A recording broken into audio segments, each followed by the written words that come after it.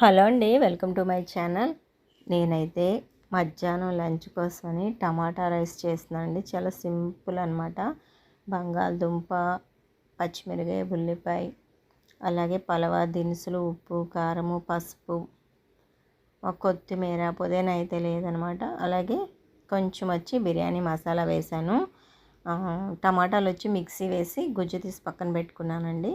ఇవన్నీ మగ్గిపోయిన తర్వాత ఆ టమాటా గుజ్జు వేసి కొంచెం బంగాళదుంప ముక్కలు ఉడకగానే దాంట్లో రైస్ అయితే వేసేసాను. ఒక గంట నానబెట్టుకున్న రైస్ అనమాట. వేసేసి విజిల్ పెట్టేసి ఒక విజిల్ రానిచ్చి దింపేశానండి. రైస్ అయితే చాలా బాగుంది.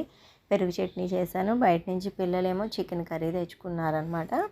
అలాగే నిన్నైతే మేము బయటకు వెళ్ళామండి. నేను లక్ష్మి గారు నిన్న సండే కదా. ఫస్ట్ అయితే పానీపూరి తిన్నాము. తర్వాత నేరేడు పళ్ళు తీసుకుందామని మెయిన్ రోడ్కి వెళ్ళిపోయాము. అక్కడ పువ్వులు తీసుకున్నాను. డబ్బులు దాచుకోవడానికి ముంత తీసుకున్నాను. అలాగే 10 రూపీస్ ఐటమ్స్ పెట్టారనమాట. రబ్బర్ బ్యాండ్లు అని, ఇంకా బొట్టు బిళ్ళని అవి కూడా తీసుకున్నాము. ఒక చెరుకు రసం అయితే తీసుకున్నాము. ఒక కూల్ డ్రింక్స్ సీసా తీసుకుని ఒక అరడజన్ బంగినపిల్లికాయలు, ఒక అరడజన్ రసాలు, ఎందుకంటే మామిడి పళ్ళు అయిపోతున్నాయి కదా, తీసుకున్నాము. అందులో 2 బంగినపిల్లికాయలు అయితే పాడైపోయినాయండి. మిగతా అయితే ఎలా ఉన్నాయో చూడాలన్నమాట. ఇప్పుడైతే కుక్కర్ పెట్టేశాను. విజిల్ కూడా వచ్చేసింది.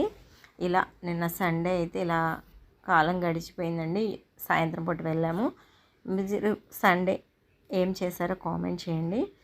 అలాగే ఏదో ఒక టైంలో బయటకు వెళ్తే బాగుంటుంది అని అనిపించింది. ప్రతిసారి వెళ్ళలేమన్నమాట. ఎప్పుడో కుదిరినప్పుడు వెళ్తాము.